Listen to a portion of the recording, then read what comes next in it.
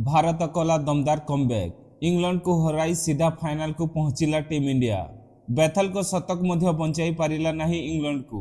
शेष ओभर पलटि गला मैच और धड़ाधड़ खसिला विकेट। तेबे केमिति भारत यह रोमांचक मैच जीतिला जानिबा पई आजिर वीडियो को शेष पर्यंत देखंतु। नमस्कार बंधु माने, आपण देखुछंती क्रिकेट खबर ओडिया।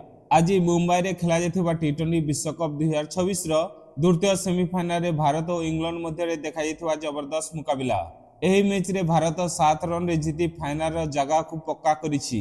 मैच रो आरंभ इंग्लैंड टॉस जीति प्रथमे बोलिंग करिवार निष्पत्ति नैथिला। तांकर भावना थिला जे प्रथमे भारत को रोकी परे टार्गेट चेस करिवे।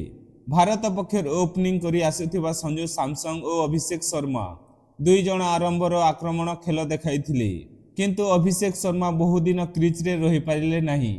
से 7टी बॉल रे मात्र 9 रन करी आउट हो जाइथिले। तापर क्रिज रे आसीथिले ईशान किशन। से मध्य तीव्र गति रे रन करिथिले और दल को मजबूत स्थिति रे नै जाइथिले। किंतु आजिर मैच रो सबुठु बड़ हीरो थिले संजू सैमसन। संजू सैमसन असाधारण इनिंग खेलिथिले। से धैर्यर सह खेली दल को एक मजबूत स्कोर देथिले। सैमसन 89 रन रो धमाकादार पारी खेलिथिले। तांकर एही पारी रे दर्शक माने देखिथिले अनेक चौका और छक्का। तांका सह शिवम दुबे मध्य शानदार खेल देखाइथिले। से 43 रन रो गुरुत्वपूर्ण पारी खेलिथिले। एहा सहित ईशान किशन 39 रन करी दल को भल भावे सहयोग करिथिले। एही भल बैटिंग फल रे भारत 20 ओभर 7 विकेट हराई 253 रन रो बड़ स्कोर करिथिला। टी20 मैच रे 253 रन एक बहुत बड़ टार्गेट थिला।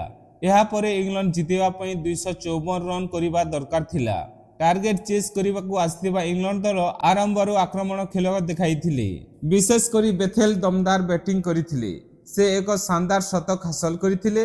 तांकर बैटिंग देखि किछि समय लागुथिला इंग्लैंड सहजरे मैच जीति जिवो, किंतु भारत बोलर माने मैच को पुणी थरे पलटि देथिले। भारत पक्षर हार्दिक पांड्या सर्वाधिक 2 विकेट नेथिले। तांको सह अर्शदीप सिंह, जसप्रीत बुमराह, वरुण चक्रवर्ती और अक्षर पटेल प्रत्येक गोटे विकेट नेथिले। एही बोलिंग अटैक इंग्लैंड रो बैटिंग को भांगी देथिला। मैच रो सबुठु रोमांचक मुहूर्त थिला शेष ओभर रे। इंग्लैंड जितिबा पई किछि रन दरकार थिला, किंतु भारत बोलर माने दमदार बोलिंग करी लगातार विकेट नेथिले।